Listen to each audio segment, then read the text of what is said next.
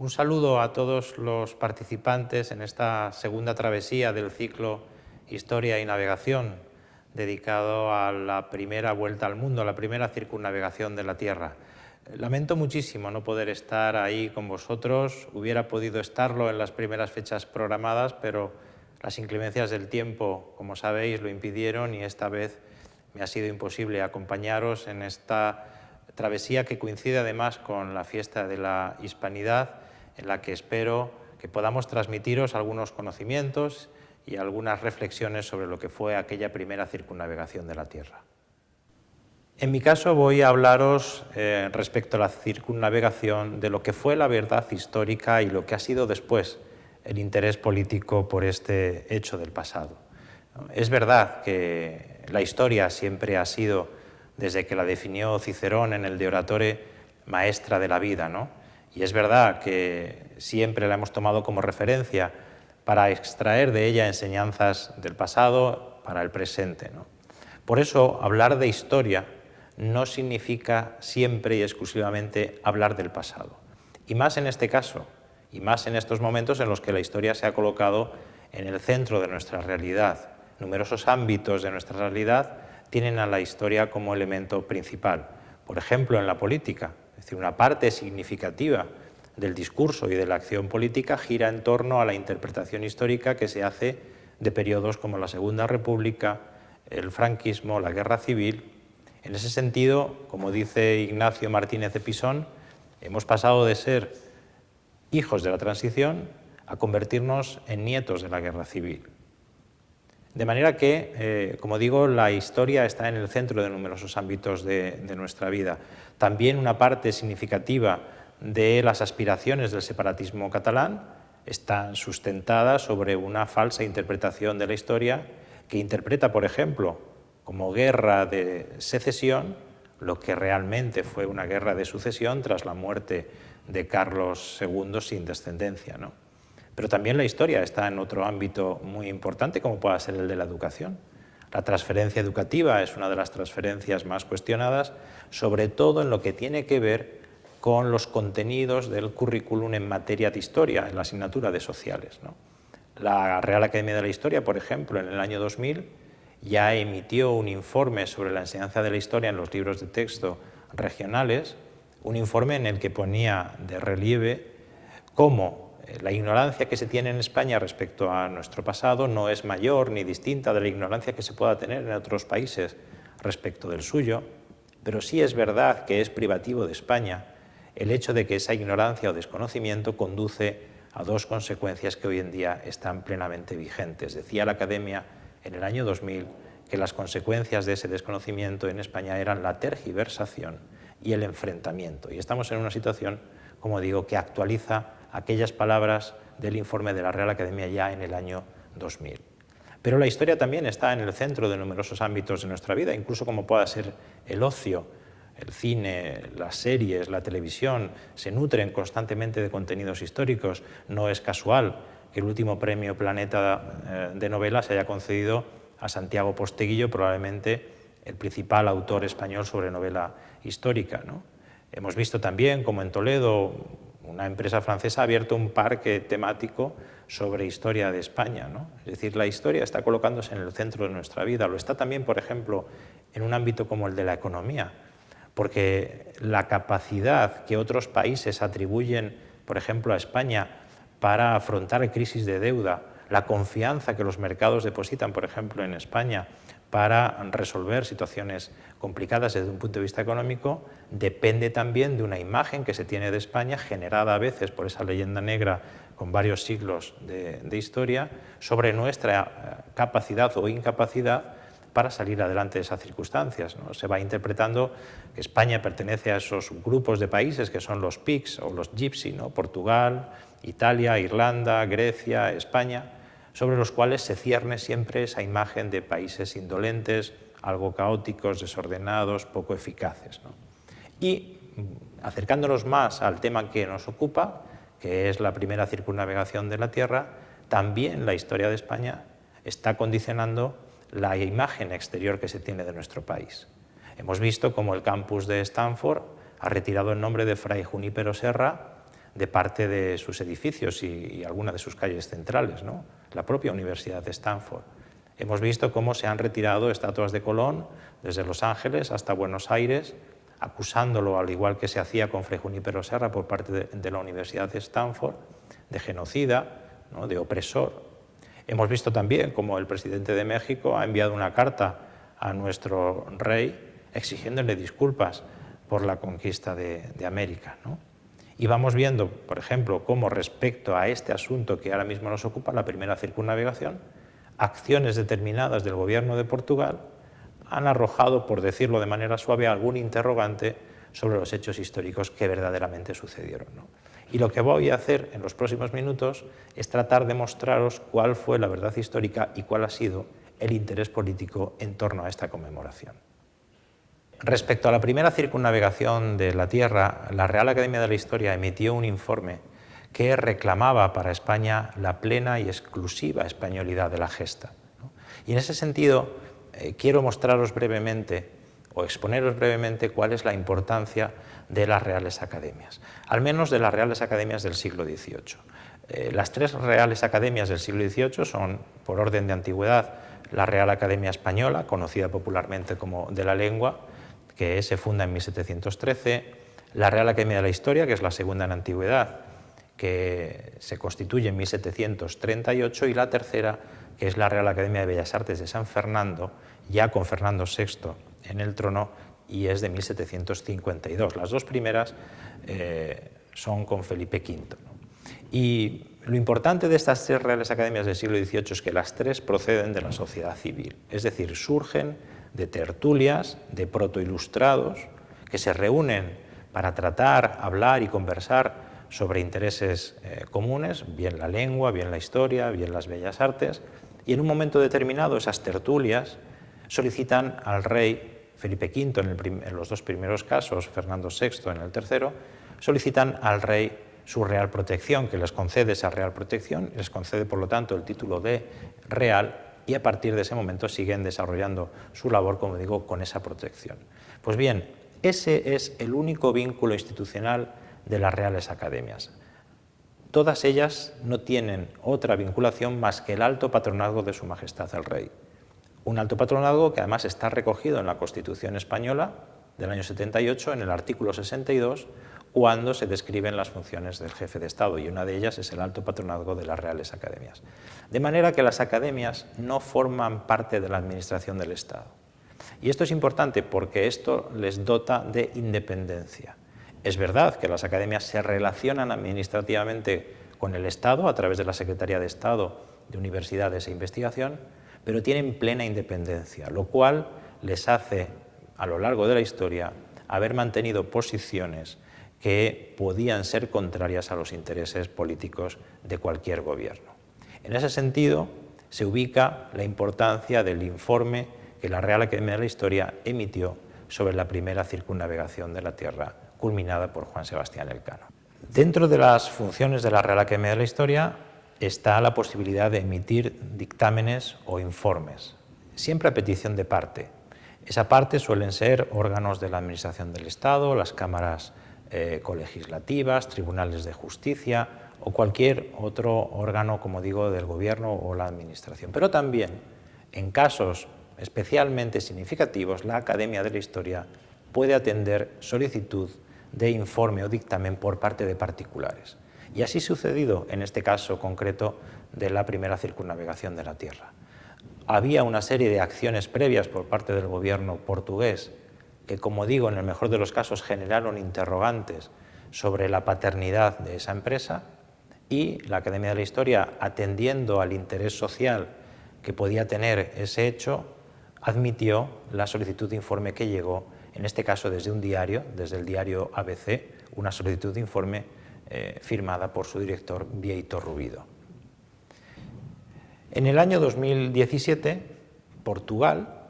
solicitó a la UNESCO, como patrimonio exclusivamente suyo, la inscripción dentro de la lista del Patrimonio de la Humanidad de la ruta de Magallanes-Elcano como primera circunnavegación de la Tierra. Del año 2017 como plena y exclusiva solicitud de Portugal. En el año 2018 el gobierno portugués comunica también la puesta en marcha de los primeros fastos conmemorativos de la gesta para ellos de Fernando de Magallanes. En ninguno de estos dos documentos, ni en la memoria que presenta ante la UNESCO Portugal para registrar a nombre de Portugal la ruta de Magallanes, ni en esas comunicaciones que se hicieron con motivo del inicio de los fastos conmemorativos de la circunnavegación, en ningún momento en esos dos documentos se menciona a España y se menciona a Elcano. Esto implica una doble tergiversación histórica. En primer lugar, porque nunca fue pretensión de Magallanes dar la vuelta al mundo. Nunca. La única pretensión era encontrar por el poniente una ruta a la especiería. Y a Magallanes hay que reconocerle el hallazgo del estrecho que lleva su nombre, el hecho de haber conectado los océanos Atlántico y Pacífico a través de ese estrecho y encontrar, como digo, por el poniente una ruta a la especiería. Pero nada más. Por lo tanto, tergiversación histórica, entender que Magallanes había pretendido dar la vuelta al mundo, cosa que no fue así. Segunda tergiversación, en el caso de que Magallanes lo hubiera pretendido, nunca lo culminó. Él muere en Mactán, en las Filipinas, y es un navegante de Guetaria el que retorna 3 años después a Sevilla con el barco, con la nao Victoria, una de las 5 que habían salido hacía 3 años, ¿no? De manera que ni Magallanes pretendió dar la vuelta al mundo, ni aunque lo hubiera pretendido, lo consiguió. Por lo tanto, esa doble tergiversación histórica, como digo, está en la base de esa solicitud exclusiva por parte de Portugal ante la UNESCO del reconocimiento como patrimonio de la humanidad a nombre de Portugal de esa ruta de Magallanes-Elcano. Ante esta situación, el diario ABC, en los primeros meses del año 2019, empieza a denunciar mediante noticias y reportajes el hecho de la pasividad del gobierno español ante el intento de Portugal de posesionarse de una realidad históricamente española. Ante esto, el ministro de Asuntos Exteriores español anuncia que se va a llevar a cabo el registro en la UNESCO de forma conjunta por parte de Portugal y España de la ruta de Magallanes y Elcano. A día de hoy, en la página web de la UNESCO, esa ruta sigue siendo solo de Magallanes, sigue sin mencionarse Elcano y sigue estando adscrita exclusivamente a Portugal. Es decir, no consta ahora mismo en la documentación de la UNESCO accesible a cualquier usuario ninguna referencia a España ni a Elcano en lo que tiene que ver con la primera circunnavegación de la Tierra. Pues en medio de todo esto, el director del diario ABC, tratando de buscar un referente, tratando de que una institución de solvencia acredite la verdad histórica de los hechos, solicita en febrero a la Real Academia de la Historia, en febrero de este año 2019, la redacción de un informe para que deje constancia de cuál fue la realidad histórica de los hechos y, sobre todo, la vinculación de España a ese hecho histórico. Así, la Academia de la Historia empieza a elaborar su informe y lo emite, lo publica el 1 de marzo del año 2019. Es un informe con 13 puntos en el que se va desgranando los distintos hechos objetivos, hechos históricos incontestables que sucedieron de manera sucesiva en la cronología del momento en aquellos años entre 1519, que comienza la expedición, y 1522, en que finaliza. Lo que queda muy claro en el informe de la Real Academia de la Historia es que Fernando de Magallanes había presentado este proyecto de ir a la especiería por el poniente al rey de Portugal, se había rechazado y él, enojado con el rey Manuel de Portugal, se asienta en Sevilla, traslada ese proyecto al rey Carlos V, que lo acoge con verdadero entusiasmo, y Magallanes, antes de partir a la expedición, redacta su testamento. Y es un testamento en el que él cambia su nombre, castellaniza su nombre, se instituye como siervo del rey de España y además dota un mayorazgo en la figura de su hijo, y si su hijo muriese sin descendencia, lo que dice Magallanes es que cualquiera de la familia portuguesa que heredase tendría que venir a residir a Castilla, a vivir a Castilla, castellanizar su apellido. Por lo tanto, Magallanes se considera plenamente un súbdito castellano. Por lo tanto, la expedición surge plenamente promocionada por la Corona de España, que la sufraga al 75%, mientras que el 25% restante es patrocinada o, digamos, financiada por comerciantes burgaleses que tienen especial interés en poder obtener un cargamento de especias. Surge la expedición y sale a pesar de los intentos de Portugal por parte del embajador o del factor del rey de Portugal en Sevilla de entorpecer la puesta en marcha de esa expedición, digamos, malmetiendo a la marinería contra Magallanes y los distintos capitanes que van a encargarse de la flota. De hecho, hay que soportar y sufrir incluso un motín antes de embarcarse, pero finalmente la embarcación se pone rumbo hacia Poniente. Una vez atraviesan el Océano Atlántico, Magallanes encuentra el paso hacia el Pacífico a través del estrecho que lleva su nombre, y cuando alcanzan las Islas Filipinas, en una refriega con los indígenas del lugar, muere Magallanes en la isla de Mactán. Es decisión plena de Elcano volver, no deshaciendo el camino, no haciendo un tornaviaje, sino volver hacia España por el Cabo de Buena Esperanza. Y esa decisión es la que hace que se pueda circunnavegar la Tierra por primera vez. Solamente para doblar el Cabo de Buena Esperanza fueron necesarios 3 meses. Y todos los marinos coinciden en la importancia que tiene el retorno de Elcano, la parte más complicada de la travesía, mucho más que la parte en la que había estado Magallanes al mando de la flota. Es mucho más meritoria la parte de Elcano, no solamente por las circunstancias adversas de la mar, sino también porque en una parte significativa de ese regreso tienen que luchar contra los intentos portugueses de abortar el éxito de la empresa. Con lo cual, la primera circunnavegación de la Tierra no es que se llevara a cabo por Portugal, es que se llevó a cabo por España a pesar de Portugal. De hecho, todos los marinos coinciden que los 10 meses de regreso por el Índico fueron los más duros y difíciles de toda la travesía, no solo porque ya lo hacía una sola nave en solitario, que era la nao Victoria, además con unas penurias y unas penalidades a bordo verdaderamente espantosas, sino porque además lo tuvieron que hacer por alta mar, no cerca de la costa, por temor a los portugueses y, como digo, siempre luchando contra unas corrientes y unas aguas absolutamente desconocidas. Después de sortear Cabo Verde y de todos estos inconvenientes en la navegación por parte de las propias circunstancias de la mar, como por parte también de las dificultades y peligros en los que les puso el acoso portugués, Juan Sebastián Elcano llega a Sanlúcar de Barrameda y es perfectamente consciente de que ha dado la vuelta al mundo. En una breve pero impresionante nota que envía al emperador, le dice que es consciente de que esos 18 hombres que acaban de llegar, verdaderamente famélicos, casi como si fueran espectros aparecidos 3 años después de su partida, son perfectamente inconscientes de que han dado la vuelta al mundo, ¿no? Y esto cambia por completo la idea que se tenía de la Tierra. Es decir, la gesta de la circunnavegación es el primer hecho global que tiene lugar en la historia de la humanidad, pero es que cambia por completo la idea que se tenía de la Tierra, porque si antes se pensaba que los mares eran espacios que quedaban en medio de la tierra firme, ahora es al contrario. Ahora en lo que se repara y se conoce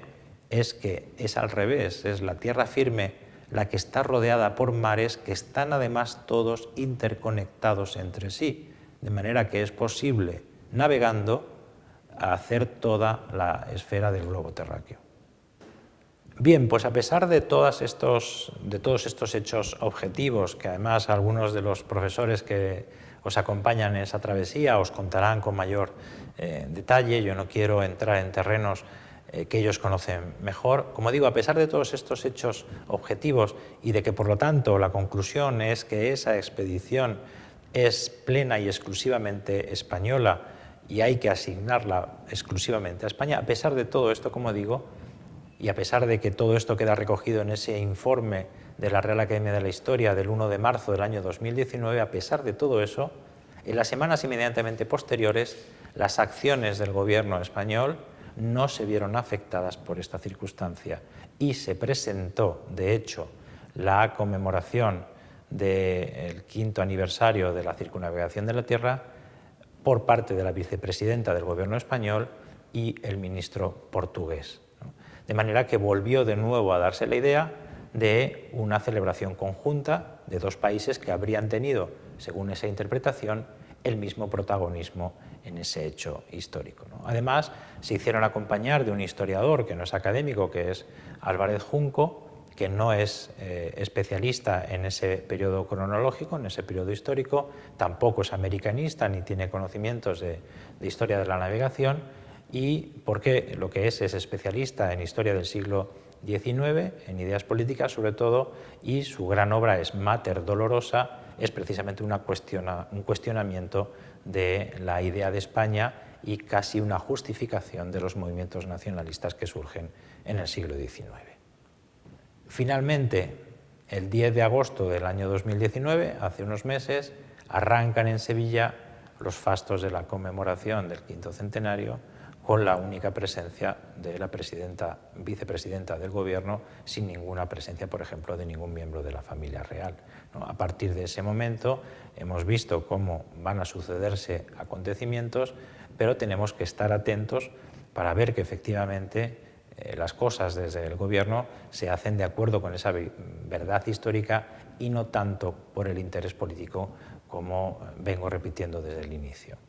La conclusión es que estamos ante una gesta que por primera vez circunnavegó el globo terráqueo. Se encontró el paso entre el Océano Atlántico y el Océano Pacífico. Se navegó el Océano Índico en su parte más ancha por alta mar durante una travesía de 10 meses. Se estableció contacto con los primeros pueblos de Oceanía, ¿no? Y finalmente, como digo, se comprobó que la visión y la cosmovisión que se tenía del globo terráqueo era totalmente distinta. Nadie hasta ese momento había navegado los 3 grandes océanos de la Tierra. Sin embargo, ¿qué ha ocurrido con la figura de Juan Sebastián Elcano? Pues lo que ha ocurrido con Juan Sebastián Elcano es que se ha minusvalorado su participación desde el mismo momento de la ejecución o realización de aquellos hechos históricos, porque uno de los 18 supervivientes de esa expedición, de más de 250 hombres que habían salido desde Sevilla 3 años antes, uno de los 18 supervivientes, como digo, es Antonio de Pigafetta, que es un cronista italiano que va en la expedición,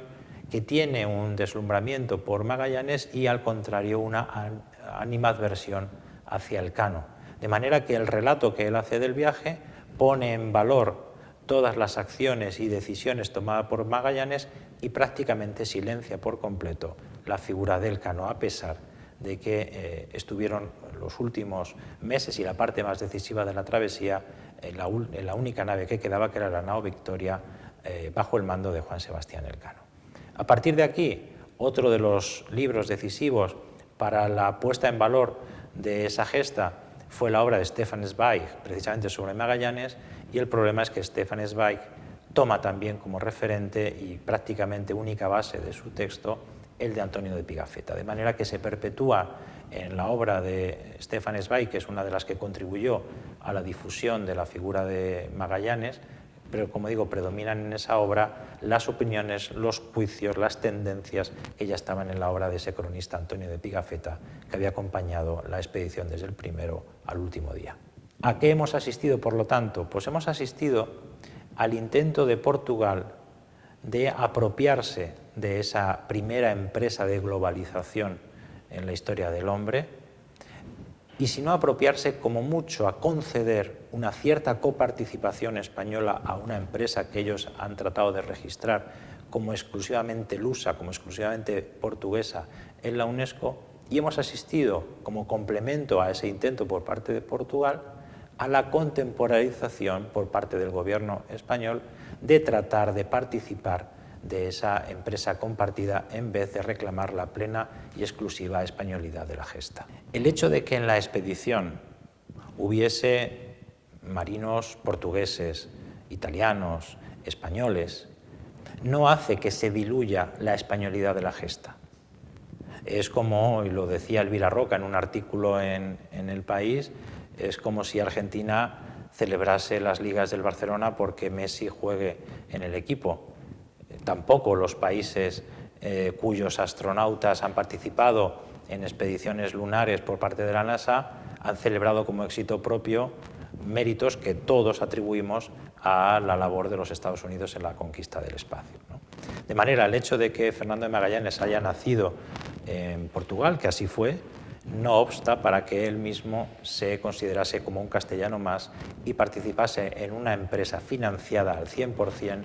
por Castilla, ya sea en el 75% por parte de la corona, ya sea en el 25% por parte de esos comerciantes burgaleses encabezados por Cristóbal de Haro, ¿no? De manera que, como digo, el hecho de que haya habido más de una nacionalidad entre los miembros de esa expedición no diluye el hecho de que España haya sido la verdadera protagonista de esa gesta, ¿no? Y como interpretación personal, esas acciones, esa contemporización del Estado español, lo que implica es que una minusvaloración del pasado de España, digamos una visión menos positiva o menos orgullosa del pasado de España, lo que facilita también es que las acciones políticas en el presente sobre ese pasado de España pues tengan menor importancia o menor trascendencia. Así que nada, esto es lo que quería trasladaros, son pinceladas que seguramente los profesores que os acompañan en la travesía van a precisar y van a ampliar, pero sí quería trasladaros esa gestión, sobre todo, de la conmemoración desde un punto de vista más político y cómo el informe de la Real Academia de la Historia ha tenido en ese proceso una importancia que hubiera sido mucho mayor si desde el punto de vista de la acción política se hubiese considerado con mayor, como digo, detenimiento los 13 puntos que integran ese informe. Una vez más, ha sido para mí un verdadero placer poderos acompañar, aunque sea a través de esta pantalla y de esta manera en vuestra travesía. Os deseo lo mejor en estos días, estoy seguro de que disfrutaréis muchísimo, que sea para bien y que todos al menos tengamos un conocimiento orgulloso, sereno de la historia que a todos nos convoca. Muchísimas gracias y un abrazo cariñoso para todos.